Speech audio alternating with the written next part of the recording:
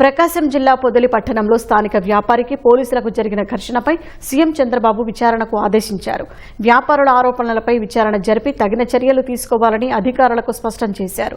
పొదిలిలో ఈ నెల 24న షాప్ వద్ద లారీ నుంచి ఎరువులను అన్లోడ్ చేసే క్రమంలో వెంటనే లారీని అక్కడి నుంచి తొలగించాలని పోలీసులు కోరిన సందర్భంలో అవినాష్ అనే వ్యాపారికి పట్టణ ఎస్ఐ వేమనకు మధ్య వివాదం రేగింది.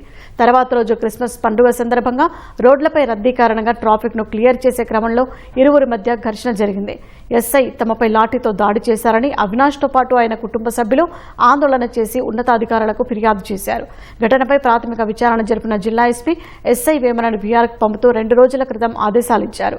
ఘర్షణకు కారణాలు, పోలీసుల చర్యలు, వ్యాపార వర్గాల ఆందోళనపై హోంమంత్రి వంగలపూడి అనిత, డీజీపీ హరీష్ కుమార్ గుప్తాతో సీఎం మాట్లాడారు. ఘటనపై ఇప్పటికే మంత్రులు, అధికారులు స్పందించారని వివరించారు. ఇలాంటి ఘటనలు జరగకుండా చూసుకోవాలని, సాధారణ ప్రజల పట్ల వ్యవహరించే విషయంలో జాగ్రత్తగా ఉండాలని సీఎం సూచించారు. ఘటనపై పూర్తిస్థాయి విచారణ జరిపి తదుపరి చర్యలు తీసుకోవాలని డీజీపీని ఆదేశించారు.